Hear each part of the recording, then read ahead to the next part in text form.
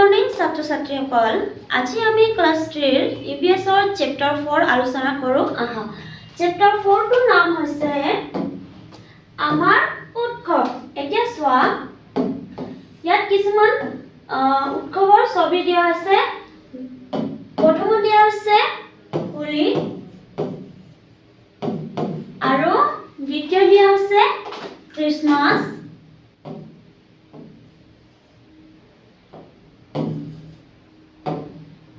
দ্বিতীয় খ্ৰীষ্টমাছ, তৃতীয় দিয়া হৈছে বিহু আৰু চতুৰ্থ দিয়া হৈছে দুৰ্গা পূজা।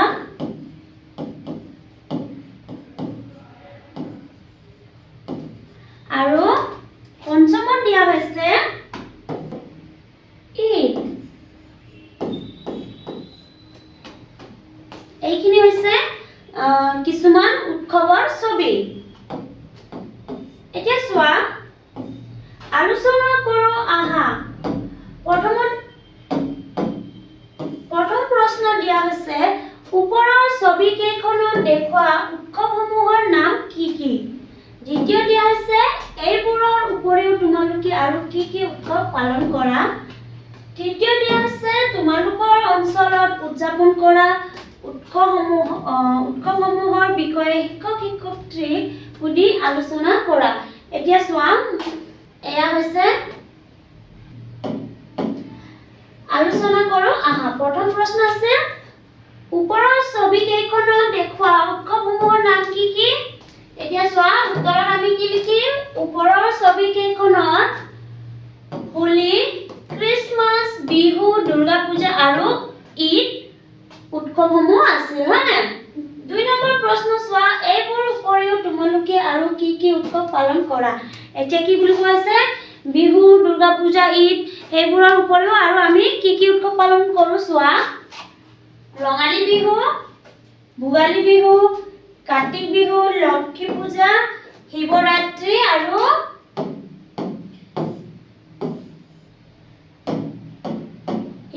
আৰু দেৱালী, হয় না? এইখিনি আমি কি কৰোঁ? এইখিনি আমি পালন কৰোঁ। আৰু চোৱা, 3 নম্বৰ প্ৰশ্ন আছে, তোমালোকৰ অঞ্চলত উদযাপন কৰা উৎসৱসমূহৰ বিষয়ে শিক্ষক শিক্ষয়িত্ৰীক সুধি আলোচনা কৰা। এতিয়া আমাৰ অঞ্চলত বেছিভাগ আমি কি কৰোঁ? দুৰ্গা পূজা, দেৱালী, এইখিনি আমি কি কৰোঁ? উদযাপন কৰোঁ, হয় নাই? তোমালোকৰ অঞ্চলত আৰু কি কি উদযাপন কৰে? শিক্ষক শিক্ষয়িত্ৰীৰ সৈতে তোমালোকে লিখিবা। চোৱা, উৎসৱ বুলিলে সাধাৰণতে আনন্দ কৰা, নতুন কাপোৰ পিন্ধা, নানা ধৰণৰ খোৱা বস্তু তৈয়াৰ কৰি খোৱা, ঢোল পেঁপা বজোৱা, পতাকা ফুটোৱা, নৃত্য কৰা, গীত গোৱা আদিবোৰ আমাৰ মনলৈ আহে। এতিয়া কি বুলি কোৱা আছে? আমি সকলোৱে জানো যে উৎসৱ বুলি ক'লে আমাৰ মনত এটা আনন্দ ভাৱ আহে, হয় না? আৰু আমি কি কৰোঁ? উৎসৱসমূহত দিৱালীত আমি পতাকা ফুটাও, হয় নাই? বিহুত আমি নাচো, এইবোৰ ঢোল পেঁপা বজাওঁ। সেইকাৰণে আমি উৎসৱ বুলি ক'লে মনত কি আহে আমাৰ? নতুন কাপোৰ পিন্ধা, হয় না? নানা ধৰণৰ খোৱা বস্তু তৈয়াৰ কৰি খোৱা, ঢোল পেঁপা বজোৱা, সেইখিনি আমাৰ মনলৈ আহে। উৎসৱৰ যোগেদি আমাৰ মাজত মিলা প্ৰীতি আৰু একতাৰ ভাৱ গঢ়ি উঠে। উৎসৱসমূহে সামাজিক পৰম্পৰা আৰু সংস্কৃতি ৰক্ষা কৰে। এতিয়া উৎসৱ বুলি ক'লে কি হয়? আমাৰ সকলোৰে মনত সকলোৰে মাজত মিলা প্ৰীতি এটা ভাৱ আহে, হয় নাই? একতাৰ ভাৱ আহে, কিয়নো উৎসৱ আমি অকলে পালন কৰিব নোৱাৰোঁ, সকলোৱে মিলি জুলি পালন কৰোঁ।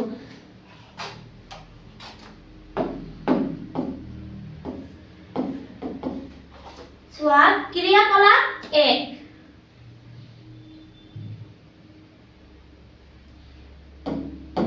ক্ৰিয়াকলাপ 1, উৎসৱ ভেদে আমি কিছুমান বিশেষ খাদ্য প্ৰস্তুত কৰোঁ। উদাহৰণস্বৰূপে ভোগালী বিহুত নানা তৰহৰ পিঠা পনা, জলপান প্ৰস্তুত কৰা হয়। ঈদত চেৱাই, পোলাও আদি প্ৰস্তুত কৰা হয়। তলত উল্লেখ কৰা উৎসৱসমূহত কোনবিধ খাদ্য বিশেষভাৱে প্ৰস্তুত কৰা হয় তালিকাখনত লিখা। এতিয়া চোৱা, ঈদ, বিহু, খ্ৰীষ্টমাছ, এইখিনি আমাক কি দিয়া হৈছে আৰু আমি ইয়াত চাই কি কৰিব লাগিব ইয়াত উৎসৱৰ নাম লিখিব লাগিব হয় না চোৱা উৎসৱৰ সময়ত প্ৰস্তুত কৰা খাদ্য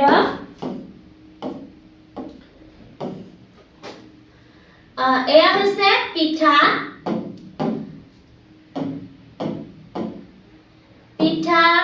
লাডু হয় না এইখিনি আমি কি কৰো বিহুত প্ৰস্তুত কৰো মানে আমি এইখিনি বিহুত নিজৰ ঘৰত বনাও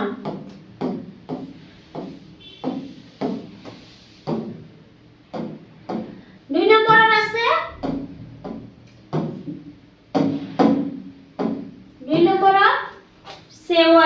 সেৱৈ কি কৰা হয় ঈদত বনোৱা হয় আৰু 3 নম্বৰত আছে কেক আমি কি কৰো খ্ৰীষ্টমাছত কাটো আৰু 4 নম্বৰত আছে জেলেপি আমি কি কৰো দুৰ্গা পূজাত বনাও এতিয়া চোৱা জানি লও আহা প্ৰথমত দিয়া হৈছে কিছুমান দিৱস আমি ৰাষ্ট্ৰীয়ভাৱে পালন কৰো উদাহৰণস্বৰূপে স্বাধীনতা দিৱস গণৰাজ্য দিৱস শিশু দিৱস শিক্ষক দিৱস যোগ দিৱস আদি এতিয়া ইয়াত কি বুলি কোৱা হৈছে কিছুমান দিৱস আমি ৰাষ্ট্ৰীয় দিৱস হিচাপে পালন কৰো যেনে স্বাধীনতা দিৱস গণৰাজ্য দিৱস শিক্ষক দিৱস হয় না এইখিনি আমি কি কৰো ৰাষ্ট্ৰীয়ভাৱে পালন কৰো 2 নম্বৰ দিয়া হৈছে মহৎ লোকৰ জন্ম পবিত্ৰ দিনত জন্মোৎসৱ আৰু মৃত্যুৰ দিনত তিৰুভাৱ তিথি হিচাপে পালন কৰা হয় উদাহৰণস্বৰূপে শংকৰদেৱৰ জন্মদিনটো জন্মোৎসৱ আৰু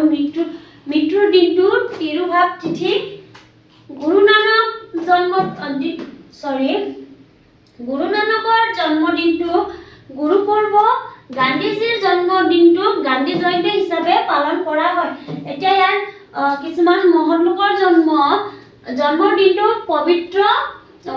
জন্মৰ পবিত্ৰ দিনটো আমি যেনে জন্ম উৎসৱ আৰু মৃত্যুৰ দিনটো তিৰুভাৱ তিথি হিচাপে কি কৰো পালন কৰো যেনে গান্ধীজীৰ জন্ম আমি গান্ধী জয়ন্তী আৰু শংকৰদেৱৰ জন্মদিনটো জন্ম উৎসৱ আৰু মৃত্যুৰ দিনটো তিৰুভাৱ তিথি বুলি কি কৰো পালন কৰো 3 নম্বৰত দিয়া হৈছে বহাগ বিহু মাঘ বিহু কাতি বিহু আলি আই লৃগাং বাইখু বৈশাগু কৰম পূজা আদি কৃষিৰ লগত জড়িত উৎসৱ এতিয়া কি বুলি কৈছে বহাগ বিহু মাঘ বিহু কাতি বিহু আলি আই লৃগাং হেবোৰ ইত্যাদি আমি কি কৰো আমাৰ কৃষিৰ লগত জড়িত আৰু চোৱা 4 নম্বৰত দিয়া আছে দুৰ্গা পূজা সৰস্বতী পূজা বৰদিন ঈদ ফাতেহাই দুৱাজ দহম আদি ধৰ্মৰ লগত জড়িত যেনে দুৰ্গা পূজা হিন্দুসকলে কৰে হয় দুৰ্গা পূজা সৰস্বতী পূজা এইবোৰ মানে কি বুলি কৈছে ধৰ্মৰ লগত জড়িত লিখো আহা এতিয়া চোৱা লিখো আহা 1 নম্বৰ প্ৰশ্নত আছে তোমালোকৰ বিদ্যালয়ত কি দিৱস পালন কৰা হয় এতিয়া আমাৰ বিদ্যালয়ত কি দিৱস পালন কৰা হয় স্বাধীনতা দিৱস হয় না গণতন্ত্ৰ দিৱস শিক্ষক দিৱস শিশু দিৱস বিশ্ব পৰিৱেশ দিৱস আদি পালন কৰা হয় 2 নম্বৰ প্ৰশ্ন আছে কোনবোৰ দিৱসৰ ৰাষ্ট্ৰীয় পতাকা উত্তোলন কৰি ৰাষ্ট্ৰীয় সংগীত গোৱা হয় এতিয়া চোৱা স্বাধীনতা দিৱস আৰু গণতন্ত্ৰ দিৱসত ৰাষ্ট্ৰীয় পতাকা উত্তোলন কৰি ৰাষ্ট্ৰীয় সংগীত গোৱা হয় আমি 26 জানুৱাৰী আৰু 15 আগষ্টত কি কৰো পতাকা উত্তোলন কৰি আমাৰ ৰাষ্ট্ৰীয় সংগীত গাওঁ হয় না চোৱা কিছুমান উৎসৱ ঠাই বিশেষে পালন কৰা হয় মৰিগাঁও জিলাৰ জাগিৰোডৰ ওচৰত জোনবিল নামৰ এখন বিল আছে এতিয়া কি বুলি কৈছে কিছুমান উৎসৱ ঠাই বিশেষে পালন কৰা হয় মৰিগাঁও জিলাৰ জাগিৰোডৰ ওচৰত জোনবিল নামৰ এখন কি আছে বুলি কৈছে বিল আছে বুলি কৈছে এই বিলৰ পাৰত তিৱা লোকসকলে মাঘৰ উৰুকাৰ পাছৰ বৃহস্পতিবাৰৰ পৰা আৰম্ভ কৰি একেৰাহে 3 দিন ধৰি এখন মেলা পাতে এতিয়া কি বুলি কৈছে এই বিলৰ পাৰত তিৱা লোকসকল আছে হয় না তিৱা লোকসকলে কি কৰে মাঘৰ উৰুকাৰ পাছৰ বৃহস্পতিৰ পৰা 3 দিনলৈকে কি কৰে এখন মেলা পাতে চোৱা এই মেলাখন জোনবিল মেলা নামেৰে জনাজাত আৰু এই 3 দিন পাতা মেলাখনক কি নামেৰে জনাজাত বুলি কোৱা আছে জোনবিল মেলা নামেৰে জনা যায়। চোৱা, এই মেলালৈ লোকসকলে বিভিন্ন কৃষিজাত আৰু ঘৰুৱাভাৱে উৎপাদিত সামগ্ৰী লৈ আহে। এই সামগ্ৰীসমূহ টকা পইচাৰে কিনা বেচা নকৰি বস্তুৰে আদান প্ৰদান কৰা হয়। এনেদৰে বয় বস্তু আদান প্ৰদান কৰা প্ৰথাকে বিনিময় প্ৰথা বোলে। এতিয়া চোৱা, ইয়াত কি বুলি কোৱা আছে, এই মেলালৈ লোকসকলে কি কৰে, কৃষিজাত আৰু ঘৰুৱা উৎপাদিত সামগ্ৰী লৈ আহে, হয় নাই? আমি এতিয়া কিছুমান মেলালৈ গ'লে মানে আমি টকা পইচাৰে কিনো আৰু সিহঁতে কি কৰে, বস্তুৰ সলনি বস্তু দি আদান প্ৰদান কৰে। আৰু এনেদৰে আদান প্ৰদান কৰা প্ৰথা কি বুলি কোৱা হয়? বিনিময় প্ৰথা বুলি কোৱা হয়।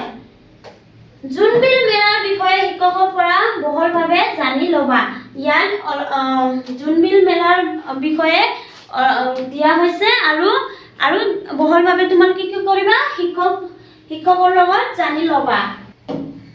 চোৱা, প্ৰকল্প দিয়া হৈছে নিজৰ অঞ্চলৰ বিভিন্ন উৎসৱৰ ছবি সংগ্ৰহ কৰি একোটাকৈ এলবাম প্ৰস্তুত কৰিবা।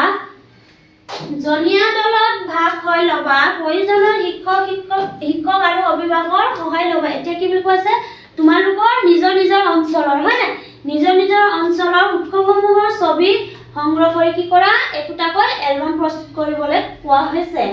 এতিয়া দলীয় কাৰ্য চোৱা, উৎসৱে আমাৰ মাজত একতাৰ ভাৱ কেনেকৈ গঢ়িব পাৰে দলত আলোচনা কৰি লিখা। এতিয়া চোৱা,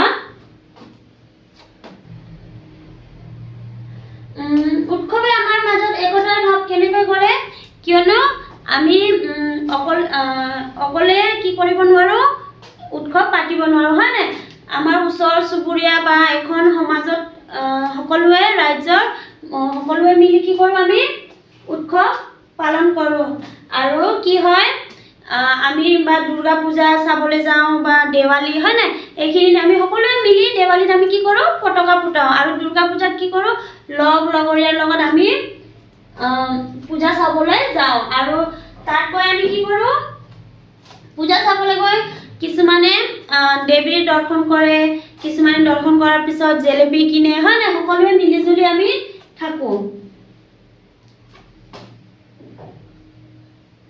এতিয়া চোৱা, ক্ৰিয়াকলাপ 2 উৎসৱৰ লগত সংগতি ৰাখি সোঁফালৰ ছবিবোৰ লগত বাওঁফালৰ ছবিবোৰ আস্থানি মিলোৱা। এতিয়া কি বুলি কোৱা আছে, ইয়াত উৎসৱৰ লগত সংগতি ৰাখি কি কৰিব লাগে, আমি ছবিখিনি আস্থানি মিলাব লাগে। চোৱা, ইয়াত দিয়া হৈছে কলগছ, এফালে নৃত্য দিয়া হৈছে, হয় নাই, এইখিনি আমি কি কৰিব লাগিব, উৎসৱৰ সৈতে মিলাব লাগিব। চোৱা, উত্তৰত আমি কি কৰো, কলগছ আমি চোতালত কেতিয়া লগাও, দেৱালীত, হয় নাই, দেৱালীত আমি কি কৰো, ফটকা ফুটাও। আৰু এয়া হৈছে বড়োৰ ভাটৌ পূজা, আৰু এয়া হৈছে বড়ো ডেন্স। এইখিনি কি হয়, বড়োৰ কালচাৰ, হয় নাই।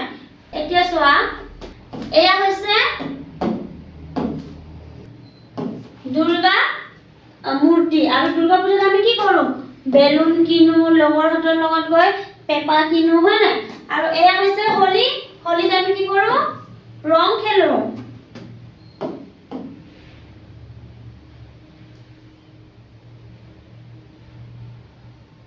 এতিয়া চোৱা, অনুশীলনী প্ৰশ্নসমূহ। উত্তৰ লিখা। ক নম্বৰ প্ৰশ্ন হৈছে, তোমালোকে কি কি উৎসৱ পালন কৰা? এতিয়া আমি কি কি উৎসৱ পালন কৰো, উত্তৰত আমি লিখিম, আমি ৰঙালী বিহু, ভোগালী বিহু, কাতি বিহু, দুৰ্গা পূজা, দীপাৱলী, ঈদ, খ্ৰীষ্টমাছ আদি বহু উৎসৱ পালন কৰো, হয় নাই।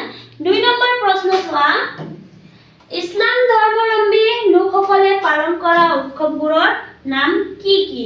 এতিয়া চোৱা, ইছলামবোৰে কি কি উৎসৱ পালন কৰে, উত্তৰত আমি লিখিম, ইছলাম ধৰ্মাৱলম্বী লোকসকলে পালন কৰা উৎসৱবোৰৰ নাম হ'ল ঈদ উল ফিতৰ আৰু ঈদ উল জুহা, হয় নাই।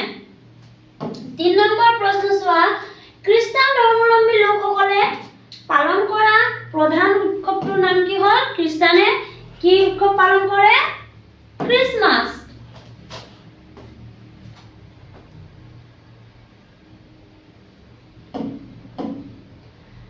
ঘৰ প্ৰশ্ন হৈছে তোমালোকে পালন কৰা উৎসৱত কি কি সাজপাৰ পিন্ধা আৰু কি কি খোৱা এতিয়া চোৱা উত্তৰত আমি লিখিম উৎসৱ অনুসৰি নতুন কাপোৰ মেখেলা চাদৰ যেনে আমি বিহু হলে মেখেলা চাদৰ পিন্ধো হয় নাই পাঞ্জাবী ধুতি আদি পিন্ধো আৰু পিঠা পনা লাডু ক্ষীৰ বিভিন্ন মিঠাই চাউল মাছ মাংস আদি খোৱা হয় মানে যেতিয়া আমি দুৰ্গা পূজা হয় দুৰ্গা পূজাত বেলেগ সাজপাৰ পিন্ধো আৰু বিহু হলে বেলেগ সাজপাৰ পিন্ধো হয় না সেইকাৰণে আমি উৎসৱ অনুসৰি নতুন কাপোৰ পিন্ধো 2 নম্বৰ প্ৰশ্ন হৈছে ধৰ্মৰ লগত জড়িত দুটা উৎসৱৰ নাম লিখা এতিয়া উত্তৰত আমি কি বুলি লিখো ধৰ্মৰ লগত জড়িত দুটা উৎসৱৰ নাম হ'ল দুৰ্গা পূজা আৰু ঈদ দুৰ্গা পূজা হৈছে হিন্দু আৰু ঈদ হৈছে মুছলমানৰ হয় না সেইকাৰণে দুটা ধৰ্মৰ উৎসৱৰ নাম লিখা হৈছে 3 নম্বৰত চোৱা খেতিৰ লগত জড়িত দুটা উৎসৱৰ নাম লিখা এতিয়া খেতিৰ লগত জড়িত দুটা উৎসৱৰ নাম হ'ল খেতিৰ লগত জড়িত দুটা উৎসৱৰ নাম হ'ল ৰঙালী বিহু আৰু ভোগালী বিহু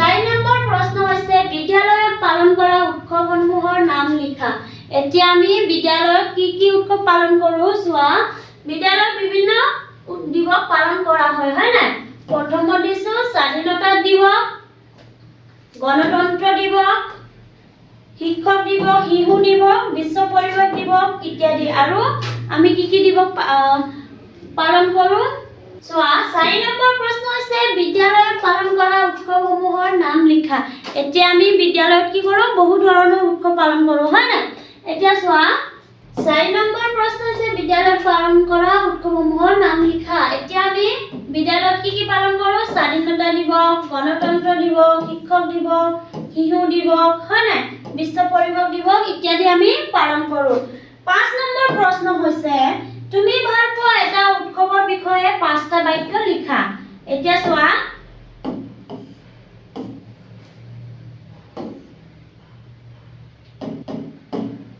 সকলোৰে কি হয় বেলেগ বেলেগ উৎসৱ ভাল পোৱা হয় না মই ইয়াত দুৰ্গা পূজাৰ বিষয়ে দিছো চোৱা মোৰ সকলোতকৈ ভাল লগা উৎসৱটো হৈছে দুৰ্গা পূজা বা তোমালোকৰ হ'ব পাৰে দেৱালী কিছুমানৰ খ্ৰীষ্টমাছ হ'ব পাৰে হয় না সেইখিনি নিজৰ সৈতে নিজে লিখি লবা ক নম্বৰ লিখিছো দুৰ্গা পূজা মোৰ বহুত প্ৰিয় উৎসৱ এই উৎসৱত দেৱী দুৰ্গা পূজা দেখা যায় হয় না 3 নম্বৰত দিছো পেণ্ডেল আলোকেৰে সুবিধ পথ আৰু বিভিন্ন সাংস্কৃতিক অনুষ্ঠান সকলোৱে উপভোগ কৰে ঘৰ নম্বৰ লিখিছো এই সময়ত আমি নতুন কাপোৰ পিন্ধো আৰু পৰিয়াল বন্ধুসকলৰ সৈতে ঘূৰি ফুৰি আনন্দ কৰো আৰু চোৱা 9 নম্বৰ লিখিছো দুৰ্গা পূজা সমাজত মিলন মেল সম্প্ৰীতি আৰু আনন্দৰ পৰিৱেশ সৃষ্টি কৰে এয়া হৈছে দুৰ্গা পূজা ভাল পোৱাখিনিৰ 5টা বাক্য হয় না তোমালোকৰ যদি তোমালোকে খ্ৰীষ্টমাছ ভাল পোৱা খ্ৰীষ্টমাছৰ বিষয়ে 5টা বাক্য লিখিবা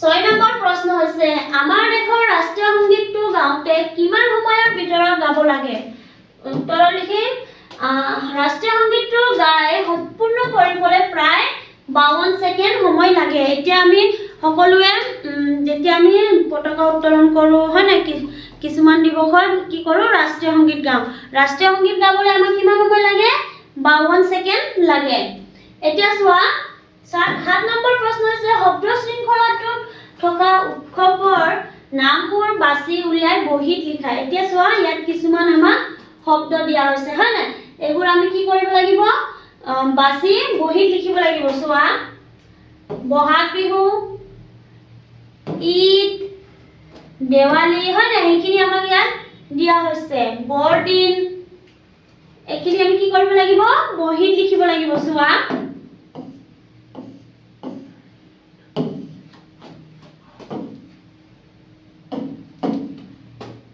উত্তৰত আমি লিখিম শব্দ শৃংখলাত থকা উৎসৱবোৰৰ নাম হ'ল বহাগ বিহু ঈদ দেৱালী দুৰ্গা পূজা বৰদিন ছাত্ৰ-ছাত্ৰীসকল আজিৰ ক্লাছটো আমি ইয়াতে সামৰণি মাৰিছো ধন্যবাদ